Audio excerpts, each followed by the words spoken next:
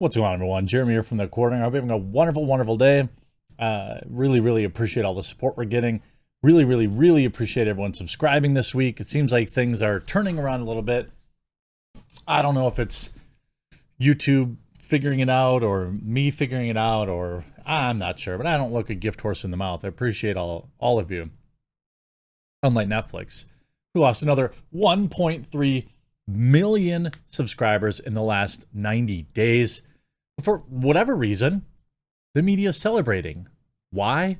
Well, because they set expectations so high, saying that, well, it could be as high as 2 million. I think it's a big mistake in the market because Netflix doesn't really have anything interesting coming down the pipeline. Right now, we saw Stranger Things. Now that Stranger Things is out and everyone has binged that, people are going to leave again. I'm not interested. I remember like Squid Game being so amazing and mind-blowing. I don't want a season 2 of that. I don't really care. There's nothing coming up on Netflix. Meanwhile, they're increasing prices, trying to crack down on account sharing. All terrible things. One way you can actually get more value, though, out of your streaming service, not just Netflix, but Hulu, is by using a VPN. It's pretty simple.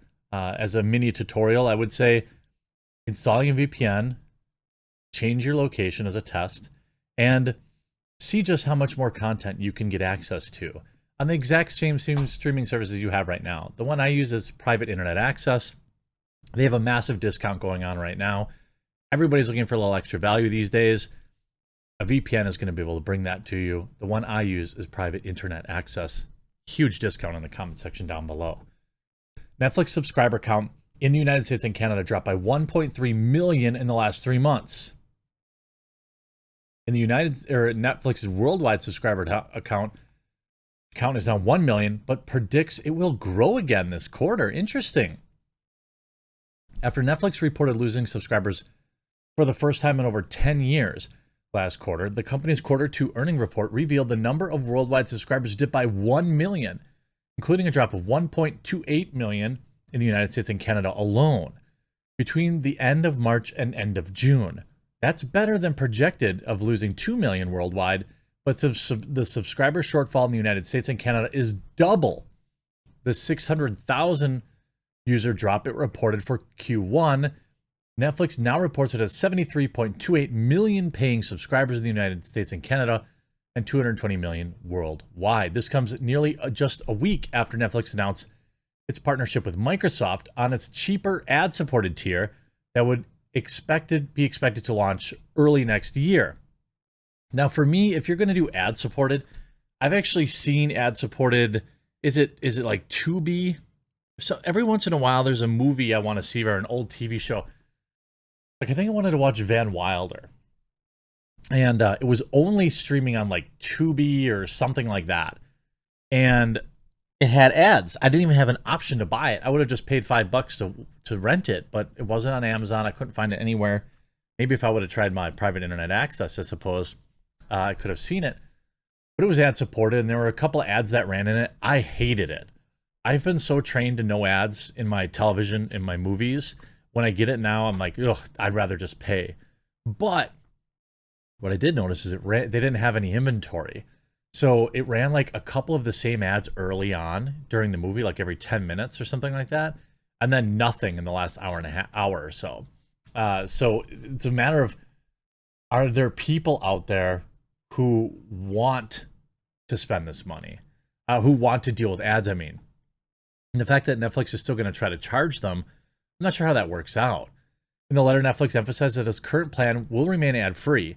Netflix execs remain optimistic that the prospect of ad-supported tier, noting that over the long run, we think advertising can enable substantial incremental membership through lower prices and profit growth through ad revenue. It's just like people not understanding why, Google owns, there's Android phones. You may think what you're holding in your hand is a fancy Android phone that opens up all these, opportunities to you. But all Google sees is that's a way for them to serve you ads, whether it's in your mobile games or it's in your desktop or whatever, or apps. And there's a reason Google owns Android, and Google has phones, I'm sorry. It's because it's an ad outlet for them. You can see Netflix turns to ads to free itself from the quote value trap. Ad seeing contributing at least 500 million in quarterly sales. Second quarter results to show big subscriber losses. Netflix has looked cheap for months, yet buyers discovered to their dismay that it just keeps getting cheaper. Now bulls say that the video streaming giant is on the verge of proving it's an actual value stock and not a value trap, meaning people are going to try and invest in it. But I think this is a mistake. I think what's coming down the pipeline is more and more difficult decisions. I just talked about in a video yesterday how inflation is changing how people are spending money. Something like a third or 2/3 of people were spending less money in a recent survey like yesterday. We're spending less money on like going to the movies and going out to dinner and stuff like that because things are tightening up. Maybe you're not as affected, right? Certainly if you put gasoline in your car, you're affected. But maybe you make $100,000 a year or more and it's not really affecting you that much, or $150,000 a year. I don't know what it depends where you live. The fact remains is a huge millions and millions, tens of millions of people in this country, in the United States alone, are getting really, really stressed over the additional money it's costing to drive to work and pay for groceries and things of that nature. You know, I don't think that things are going to get better for Netflix. I think it's going to get worse. And the fact that they think that somehow they can force people to, you know, stop sharing accounts, like they're doing this desperate stuff where they're trying literally anything to get people to pay for Netflix. Something like, I don't know, 100 million accounts. It was some massive amount of account sharing that was going on. I don't think that it's going to help. I really don't. Netflix expanding its password sharing crackdown with new test. And then the other thing that you'll notice that they're doing, if you've watched Netflix or if you've seen any of the Netflix ads that are out there, they're really pushing this UHD experience for an extra $5 a month. So if you're paying like 12 or 13 bucks, you're getting some low form of HD, but they want an extra $5 a month just so you can get UHD and HDR, which, look, higher quality video incurs higher server costs in storing the files, higher bandwidth expenses, things of that nature. So I'm not going to pretend like a UHD file doesn't incur additional cost. But there are other streaming services that are already delivering really high quality streaming like Disney Plus for no additional charge from what I'm aware of. Beginning August 22nd, the streaming behemoth will unveil a new add-a-home option, which will charge users an extra monthly fee when they stream through a TV or TV-connected device located outside their primary home linked to their account. The fee will be $2.26 a month in Argentina and $2.99 in the Dominican Republic. Users in the Netflix basic plan will be able to add one extra home, while those on standard plans can add up to two. Wow, thanks. You mean I can pay you more money? That's really sweet. That's really awesome, Netflix. Thank you. Very cool. Today's widespread account sharing between households undermines our long-term ability to invest and improve our services, Netflix's director of product innovation said. According to Netflix's support page in Argentina, users can stream their favorite movies and television shows on a laptop or mobile device while traveling. In addition, they can watch Netflix on a TV outside their primary home for up to 2 weeks at no additional charge, as long as their account has not been previously used at that location. I don't think this is going over well. I mean, I suppose some people will pay, and you can't really stop it. You know what? It's weird though. Like you can totally stop this, but you create a ton of problems where like everybody that travels, if your IP address changes against your knowledge, or all this kind of stuff can create location changes and things of that nature.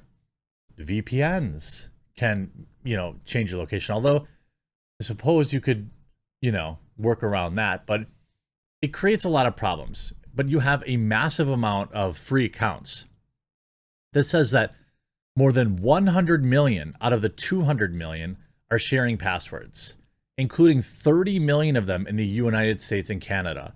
So if they can get another $2 a month out of these people, that's 70 million extra revenue every single month. You know, close to $1 billion in revenue if they can trick United States users to paying an extra $3-4 a month for their account. That's what they're really hoping. That's probably what they're going to say their subscriber growth was. But I don't really see a lot of value in what Netflix has to offer anymore these days. I find myself just rewatching older shows, and honestly, there's so much more competition now. I started watching Ted Lasso. I think it's actually really funny. That's on Apple TV, I think. There's Hulu. There's Chiller, which is what I use the most because we like horror and suspense films. People are going to be making choices as the economy tightens up here in the United States over the next couple of years, and I think Netflix is going to continue to be on the chopping block. But we'll have to wait and see how that all works out. Make sure, if you don't already, you pick up your private internet access today with their massive discount going on right now. Support the channel, protect your data, and get access to a ton more streaming services or streaming programs than you did the day before. I hope you enjoyed this video. We'll talk to you again real soon.